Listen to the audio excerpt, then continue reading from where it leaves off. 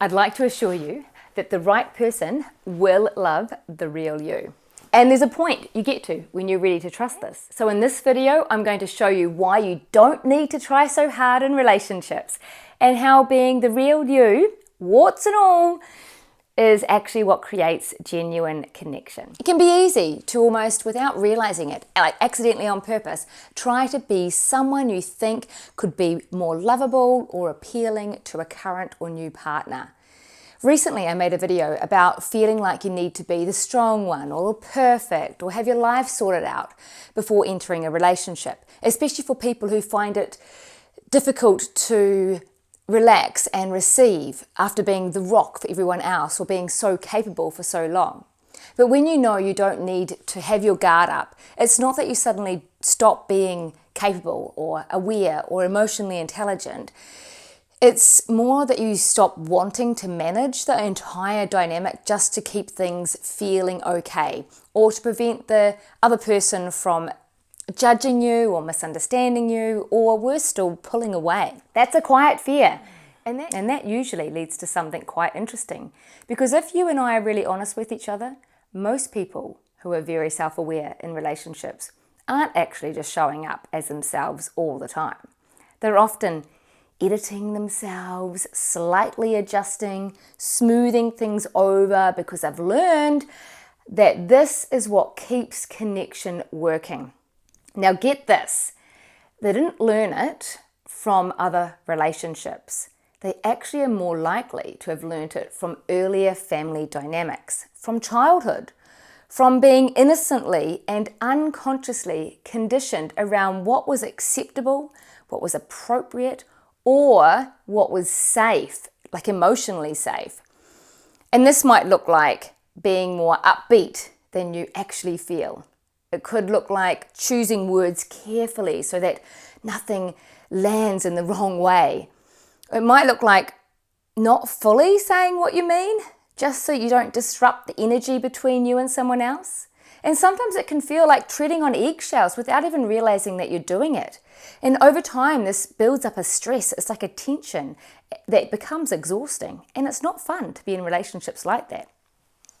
And this makes sense because if you've been somebody who has been super responsible in relationships and or life in general, this is understandable. But there does become a moment when you just don't want to keep doing it anymore. And this is where things can, in the beginning, feel quite uncomfortable because it's natural to think, if I stop managing everything, it might all fall apart. Or people might get defensive if I'm honest, and you don't want to rock the boat and have disharmony. Or worse still, it might even feel like that you're too much. So instead of being fully honest in the moment, there can be this subtle habit of trying to keep things smooth while still hoping to be deeply understood and often noticing that the other person doesn't seem to be nearly as concerned about how you're feeling. So why is it that you're doing it? Why is it all on you? Well, it doesn't need to be anymore. But what happens when you do stop doing that? Eventually, you begin to see whether this is a true connection, whether it's going to work out.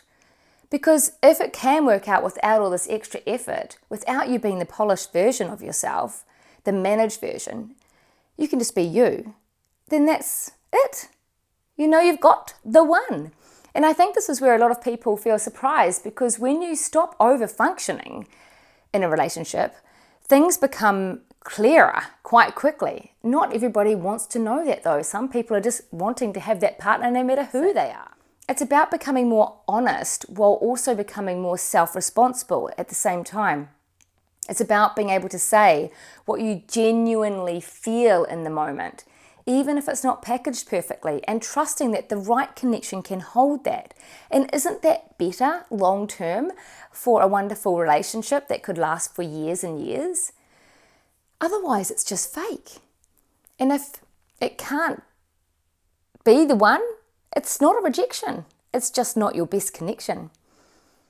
The right person doesn't need you to manage yourself into being lovable.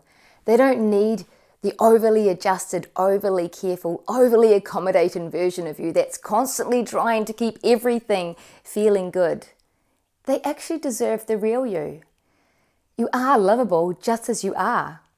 The thoughtful you, the relaxed you, even when you're unsure, even when you're a little bit blunt, even when you're not showing emotional perfection.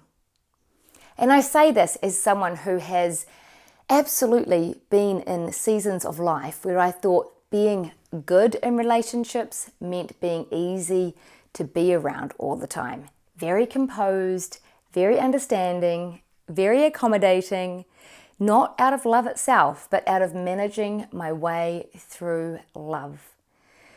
The biggest shift happens when you start to realize you'd rather be real and let whatever is meant to stay, stay, even if that means things fall away. Because the cost of constantly managing how you show up in relationships is that you never actually experience what it feels like to be fully supported or deeply met and ultimately absolutely loved. And over time, this can leave people feeling happier being single than being in relationships at all, or quietly disconnected from the idea of partnership. And we're here as humans to connect. So the shift isn't that you stop caring, it's that you stop over curating yourself to be accepted, to be the one. Instead, you start trusting that the right connections don't require that level of effort. They meet you where you actually are and not where you've carefully placed yourself. I know this. And from there, relationships either become more honest and alive, or they become very clear, and you can decide to no longer abandon yourself and simply allow yourself to receive that safety, the connection and fulfillment that most of us are truly looking for in a genuine, loving, true relationship. Watch this video here and gain insight on how you could be blocking more of your relationship dreams from coming true.